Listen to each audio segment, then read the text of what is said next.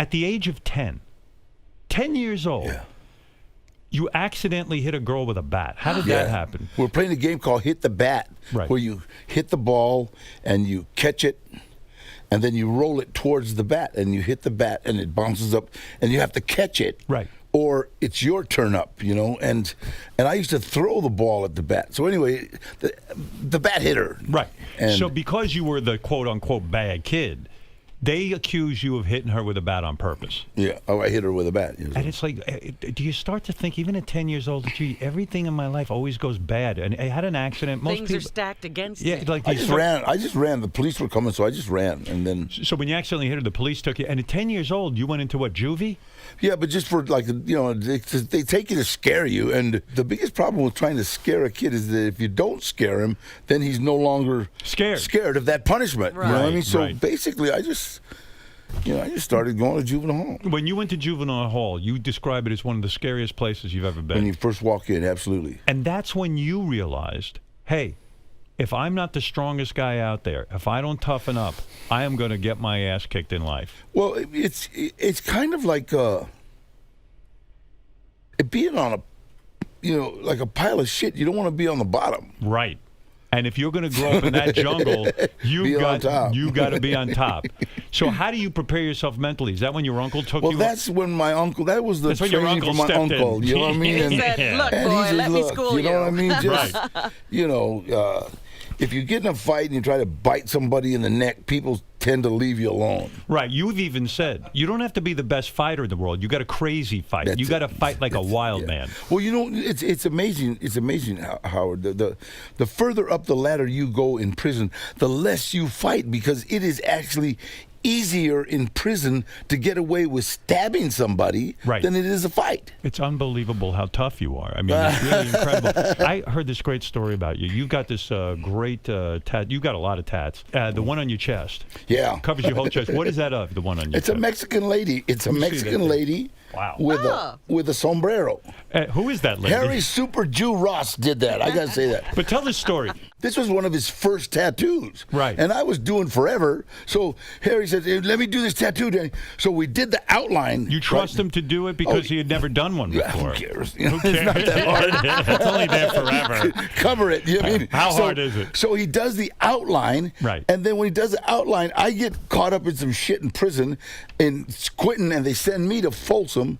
And Harry had just done this huge outline, so he says, don't let anybody touch it. I'll be in Folsom. I said, okay. So I got to Folsom. I was there, and then about 6 months later, he showed up. How did he get into Folsom? He just got kicked out of San Quentin. You know what I mean? So, how do you get kicked out of San Quentin prison? And it's funny, when he got to Folsom, hey, it's Trejo here. It's Trejo here.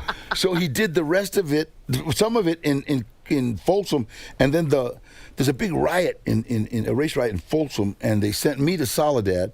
And he said, Danny, please, man, this is my first tattoo. Let me finish it. Okay, so I waited for him in Soledad. He finished it in Soledad. So you went to 3 prisons to get that tattoo. And listen, Howard, he hated this tattoo. It was his first tattoo. Right. So, you know, as a tattoo, you get better and better. Right. Well, this guy became a real well-known tattoo artist in the biker world for this beautiful work that he did, and he hated this one because it was his first one, and it made him famous. Right. Absolutely famous. And you got to be careful when you get a tattoo in prison, right? Because some of these guys don't have the cleanest conditions. Well, yeah. You don't worry about that. Yeah, you know, what the hell. It doesn't look like you're going anywhere. That's like a bad haircut in prison, so what? How does a guy like me, if I have to go to prison, I'm fucking dead What meat. do you do? How do you, I mean, you know, do you... I think anybody that is going to make it in prison, however you're going to make it, right? All right? If you're going to be a predator, then you become somewhat of a sociopath, somewhat of an unfeeling. Screw them.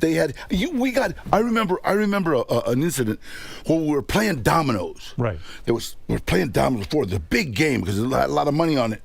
And I got a run of 5s. And anybody that knows dominoes, I got 4 5s in my hand. And I'm like, look at, and right here, this guy that was watching it had snitched on something. And so boom, boom, boom, boom, boom. They hit him about 6 times. in the back with a knife. Bang, bang, bang. And he falls on the domino table. Right. And I got this run of 5s, and I remember going, "Oh my God! Wait, no, wait! I'm trying to push this guy."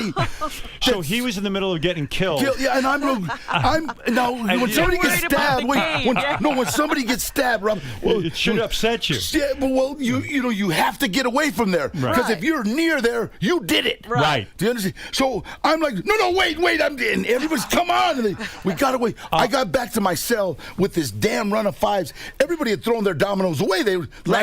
I got into my cell. I still got this damn run of 5s. And I was laying there in my cell, and it hit me. What am I becoming? You know what I mean? Right. A guy just got stabbed to death, and you're sitting there. You were ready to sit there and play dominoes. Yeah, right. And wow. And I've never forgotten that. I remember like keeping the dominoes and going back out to the yard after all this. And I remember showing one of my partners the dominoes, and they said, "You're fucked up." Yeah, I mean, you're a scary guy. You're scaring us now. It's so true because when you think about it, you become so hardened to things. Here's a guy being stabbed to death right in front of you, and you're just worried about a domino game. That's when you know, holy mackerel! It's what am I turning into? I'm turning into something I don't even recognize. And so. By the way, and this guy was a snitch. That's why they gave him the shiv. But who knows what he did? He still had a mom. Why'd they have to kill this? Why'd they have to kill this fucking guy right on top of a domino? Yeah, that's it. Lucky you. Come on, you're having the greatest luck of your life and the worst luck of your life all at the same time. It's just unbelievable. That was a good analogy.